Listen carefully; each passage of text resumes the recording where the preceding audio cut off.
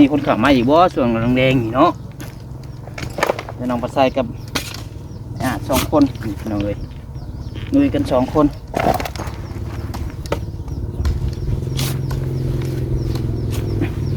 2 คนก็คอยเฮ็ดป้าพี่น้องเนาะกินมีเอากับบ่อยากมันได้แน่นะกำลังก็เริ่มเบิดลงเบิดแล้วบัดนี้ เริ่มซาลงถึง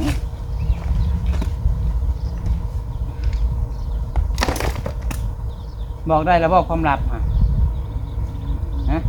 บ่นิ้วเพิ่นว่าคันถามว่าซ่องเพิ่นผ่านน่ะเพิ่นสิซื้อเครื่องชาร์จแบตโทรศัพท์ให้แผงโซล่าชาร์จโทรศัพท์นี่ โอ้เฉลยแล้วบัดนี้เนาะ เลยแล้ว ในชุดในอาจก็เฉลยความจริงความลับพี่น้องบัดนี้เนาะ วันนี้ได้ซ่องเพิ่นนำบ่ผ่านยังบ่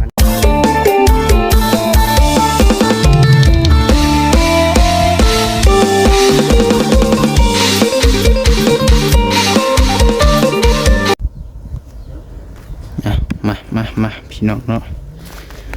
ต่อกันนี่รอบแรงแล้วพี่น้องเอ้ยส่วนขี้ดินเข้าพี่น้องเนาะเบิ่งยังเลยจะกอง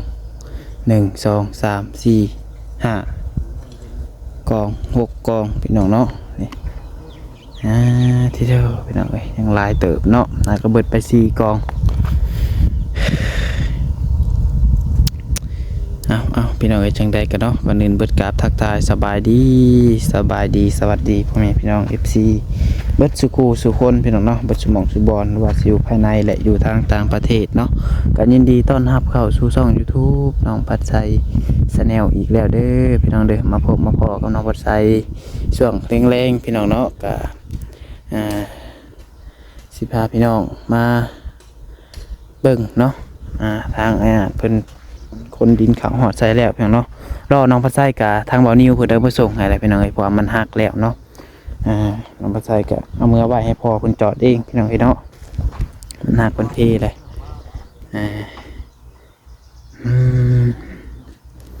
ไปเป็นทางไหนพี่น้องขับมาแล้วพี่น้องเนาะเป็นเกียร์ดินพี่เก้าพี่น้องเนาะเงินน้องก็ใส่เด้อโดยสบายดี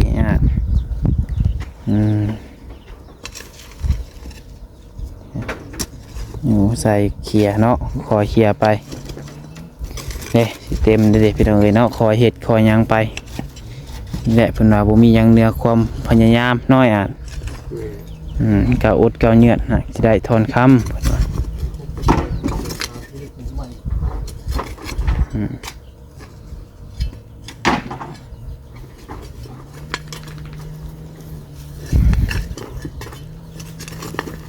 นี่เนาะจังหน่อยลุยต่อเอาข่าวบ่อนั่นปันนี้เนาะให้มันเต็มดูหันเลยให้มันเต็มหันเลยพักพอดมือนี้พี่น้องเลยคำลงได้นี่น้อยผักอยู่ว่าเจ้ากับมือนี้ผักอยู่เนี่ยเราเห็ดหมูผักระวังได้เมื่อยเป็นลมเป็นแรงได้แค่เราเอาบ่ห่อนบันไดเนาะเหยียบไปนำปัดพ่นตกยังชี้หยุบกูหนีได้พี่น้องเลยยิน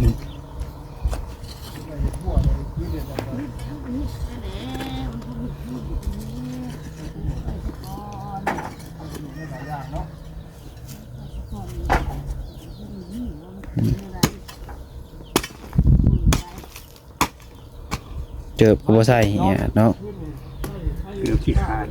เกือบสิขาด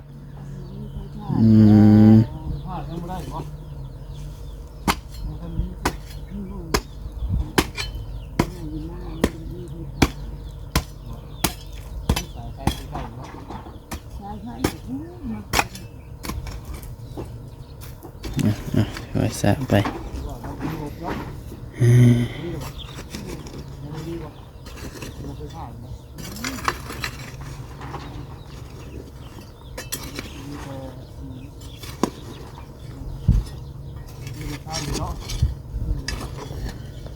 เป็นยังไงเนาะยังไหวอยู่บ่อยไหวอยู่ไหวเลยสิพัดลุยตัวนี้ นี่เอามันข่าวเต็มบอลนี่พี่น้องนี่เนาะมันยังสองวางได้สำได้กาวสำนัดพี่น้องเลย ยังน้องปัดสายสีซอยเพิ่นอีก เงินเดือนร้ายได้มื้อนี้ได้ หลายบ่มื้อนี้หลายแล้วเฮ้ยของมันมีส่วนอุปกรณ์ก็ครบเฮ้ย อุปกรณ์ดีเนาะ มันก็ได้หลายได้ไวแล้วเฮ้ยไวบ่จะว่ามื้อนี้ไวกว่าทุกๆมื้อ ไปบ่คิดทุกมื้อ ไปอยู่มาได้บ่อยู่รอมาส่วนเราอยู่แถวห่มนี้แหละเฮามาพี่น้องเนาะ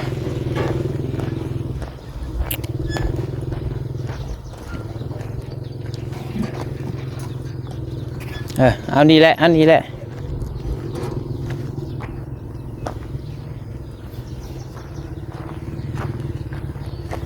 เอา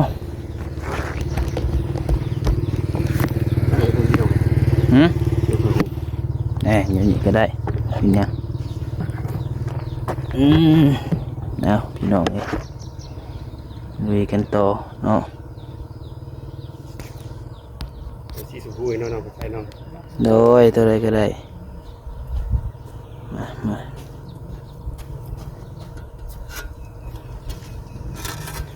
มาเอาสิส่วนออกมา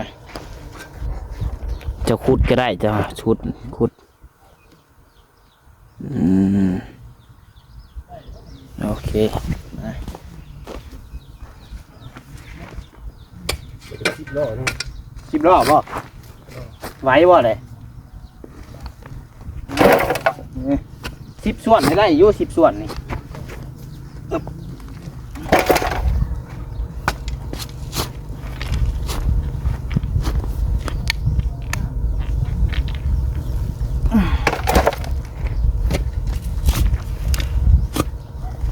ผู้สวยนี้เลยเนาะผู้สวยเนาะว่าคนเสียวันคนมาตัดผมให้พวกนี้เลยบ่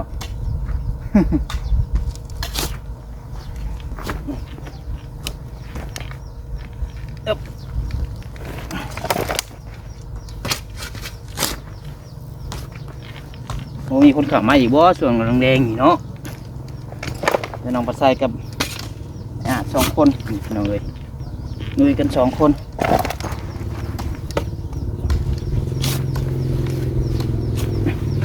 2 คนก็คอยเฮ็ดป้าพี่น้องเนาะเดี๋ยวมันหักแล้วเองมันอยู่บ่ เอายอกเดี๋ยวน้องเองอยู่ถอยหลังเลยเป็นได้ก็จะสะดวกใจทานแล้ว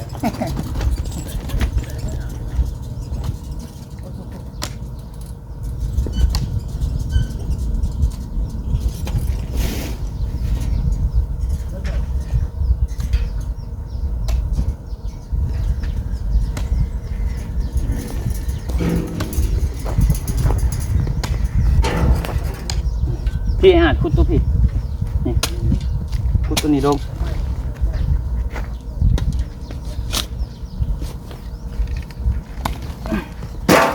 นับเด้อได้รอบ 1เลยเด้อ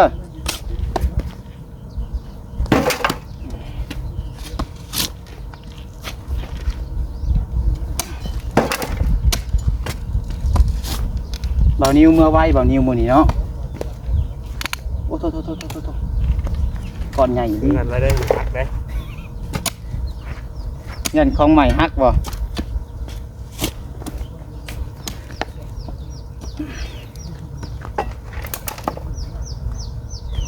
จะได้ของเลย ขุดลงมาโลด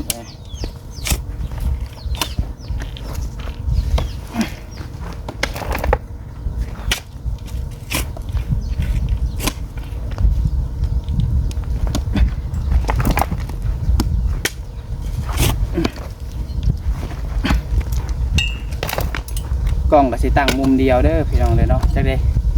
จะเห็นหน้าสัตว์หรือบ่เพียงเนาะเพราะว่าบ่มีคนถือกล้องให้พี่น้องเลย ต้องหาเสมียนถือกล้องเลย ต้องหาคนเนาะ เอาเสมียนมานำ ไม่ยังเสมียนผู้ช่วยบ่บ่มีนี่แหล้วมีผู้ช่วยมานี่เด้ บอกว่าบ่มีช่วย บ่มี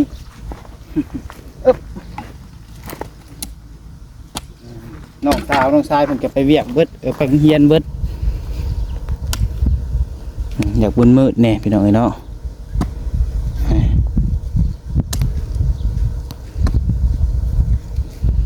หมดใส่ปรับให้รอมารอบที่สองพี่น้อง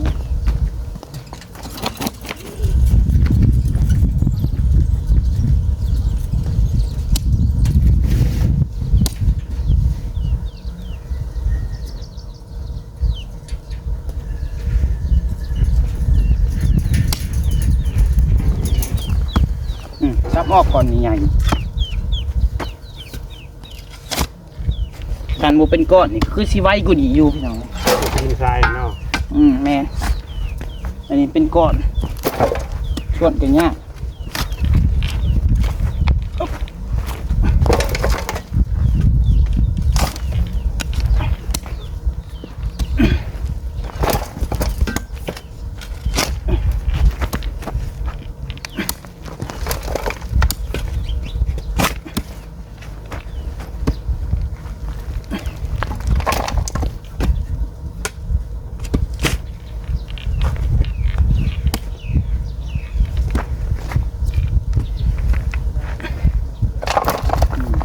เป็นใบปะโท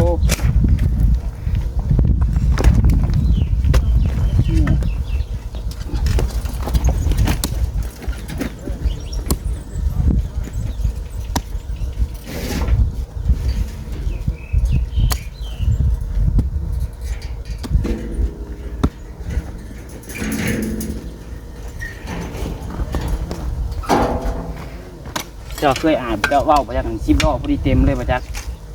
อ๋อทุก เออ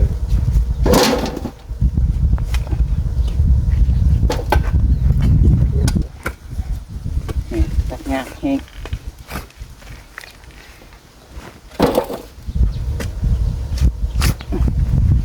อ๋อทุกปอดไง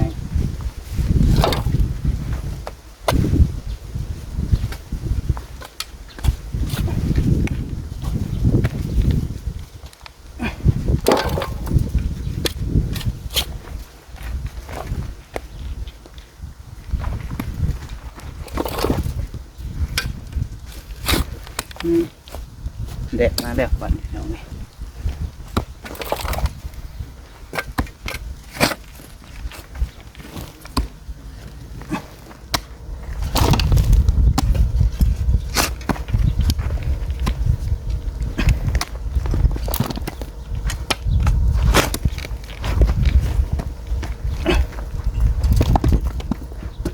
เบิ่งเด็ดแล้วเปลี่ยนมุมก่อน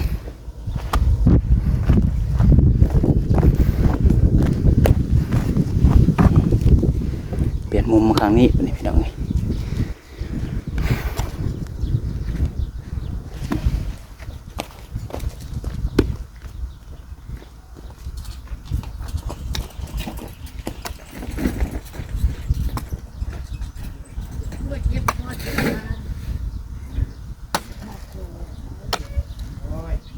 ใครเนี่ยนะใครเนี่ยกันเห็นเรียกได้อยู่เราคือมันฝืดแบบ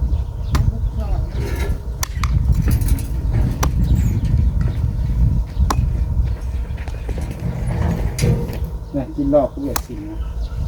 ว่าพี่รอบผู้แปลงทุกคนกินรอบเวียกปิ่นตรงนี้หัวเพลเลย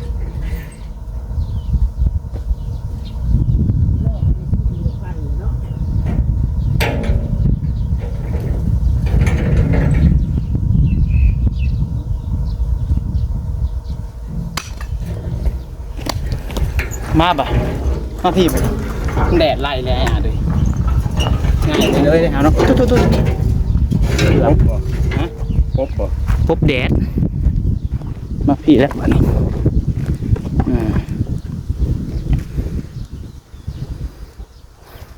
ไล่เลยใหญ่มุมอีกอ่ะโดยง่ายเลยมืดเนาะโดยครับแล้วก็โดยลูกหนวดได้เนาะแม่นบ่โดยแม่นง่ายของบ่บุญบ่แม่นใส่กระเด็นในคลิปพี่น้องเลยว่าเจ้าชื่อจังอ่ะน้องพัดไส้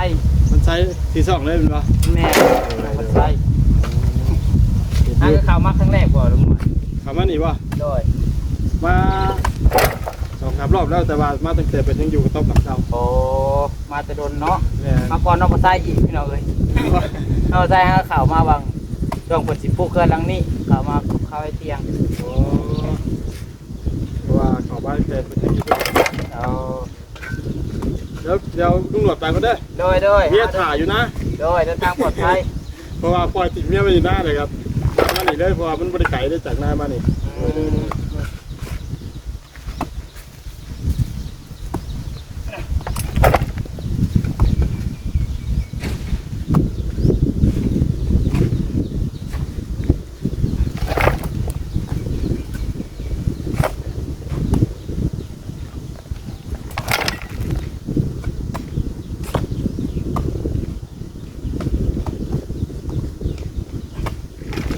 ผักเลยอ่ะเด้อ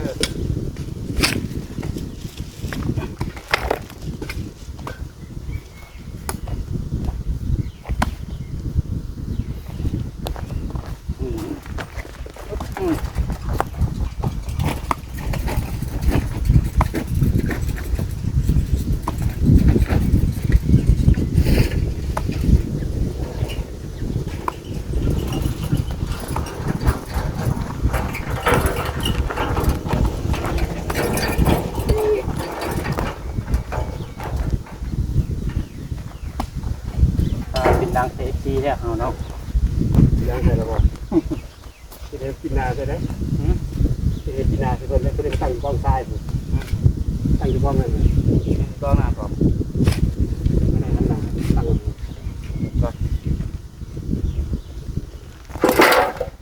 พี่น้องนอกใจพระคือปิดหลังเฉยๆว่ะง่ายอีกก่อนเนาะง่ายแบบเคยอ่านบอกก่อนง่ายเอาพี่บ้านนี้ ง่ายหาฮกเทือแล้วพี่น้องคลิปนี้เด้อเอานี่บ่คักอยู่บ่บอลนี่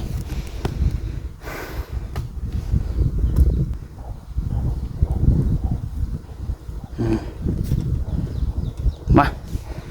ลุยต่อ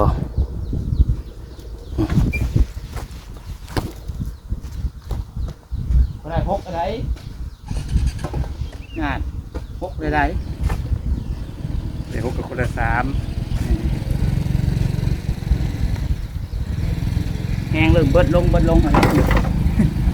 เป็นแล้วลุงนายก็ยังเปิด เบิดแล้วว่าจังความฟังตอนเที่ยงหมดกินมีบ่ได้กินข้าว คือจะได้วันครับ ฮะเอาอยู่เมื่อเพื่อนได้บ่ได้ไปหาเรียกอยู่เพื่อนเลยผ่านไปหาเลยกินมีเอากับบ่อยากมันได้แน่นะกำลังก็เริ่มเบิดลงเบิดแล้วบัดนี้ เริ่มซาลงถึง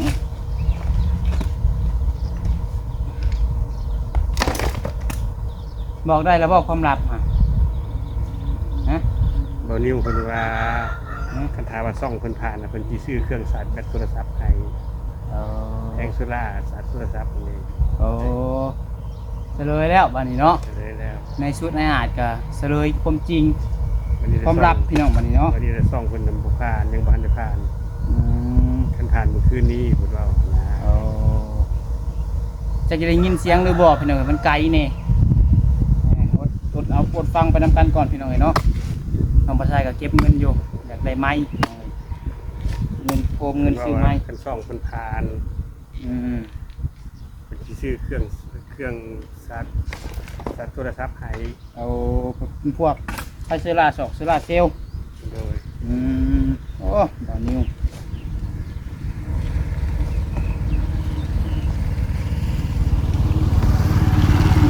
ได้กันดี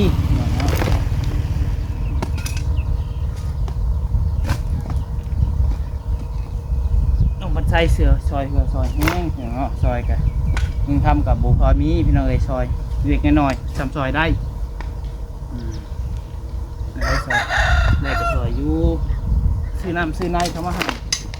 จกส่วนนี่มันก็บ่แพงก็ซื้อเขามาให้ได้อยู่เนาะ โดย อันใดที่มันแพงเกินกำลังกันบ่ไหวคือกันแล้วพี่น้อง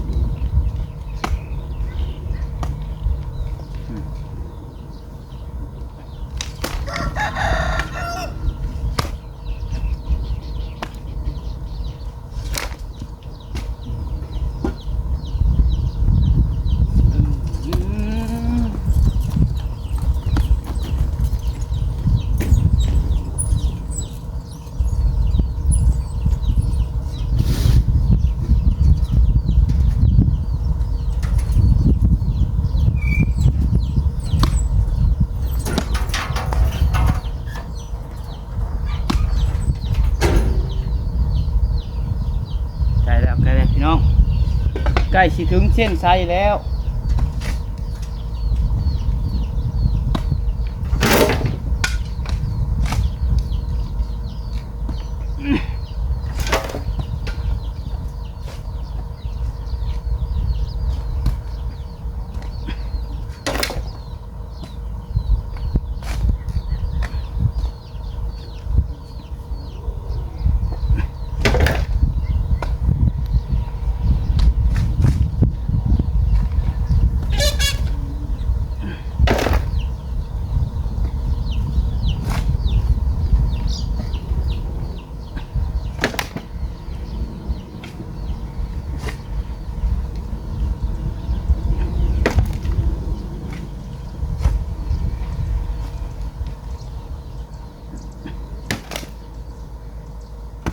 ก่อนใหญ่แห้งเลยซับบ้างไงอ่ะใหญ่ ซับก็ค่อยไข่ แน่นใหญ่โคตรใหญ่โคตร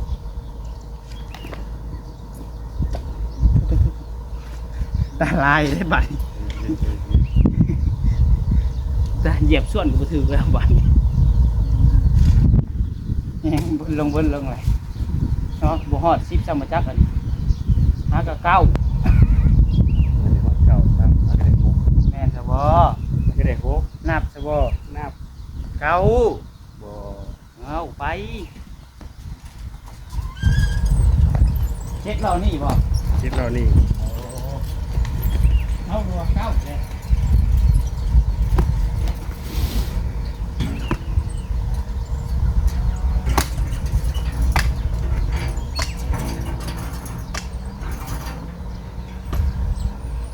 แสดงว่านับอยู่นี่เนาะว่าสิหยอกเพิ่นยังจื้อเสยเนาะใส่กล้องถอยขึ้นสะท้อนไปจักว่านะนี่เด้อปุ๊บอ๋อโดยยันมันแดดมันสะท้อน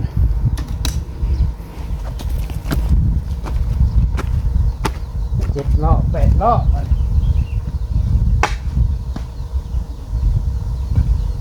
ขี้งอดิพี่น้องเอ้ยส่วนยากเนี่ย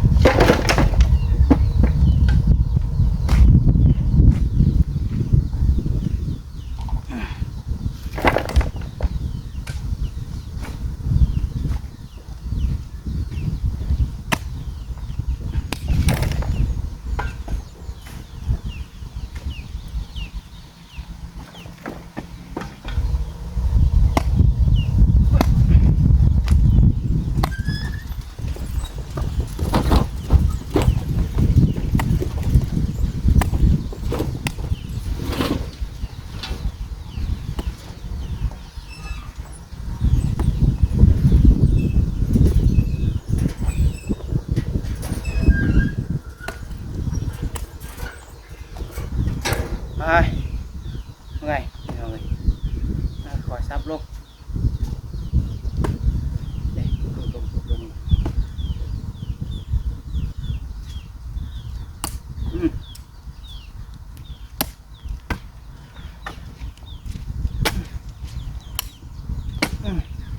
นะ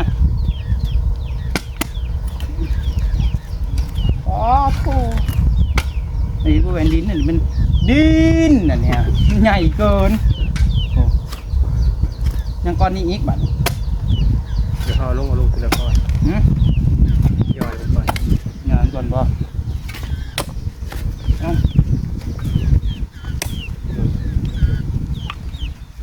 ้าพี่น้องเอ้ยเบิ่งให้เบิ่งก่อนบักใหญ่ปุ๊บ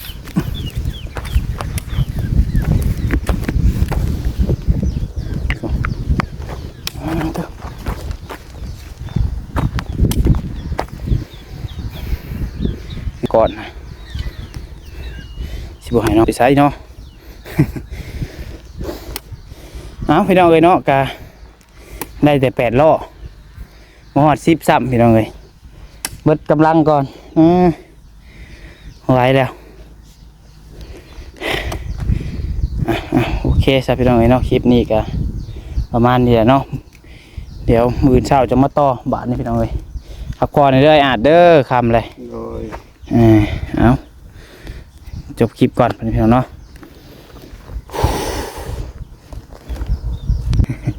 เอาพี่น้องเนาะคลิปนี้กับว่าเท่าออกกำลังอีกพี่น้องเลยมื้ออื่นคันทำไม่ได้มาหาเลยแสดงว่าลุกบ่ได้เด้อมื้ออื่นเด้อ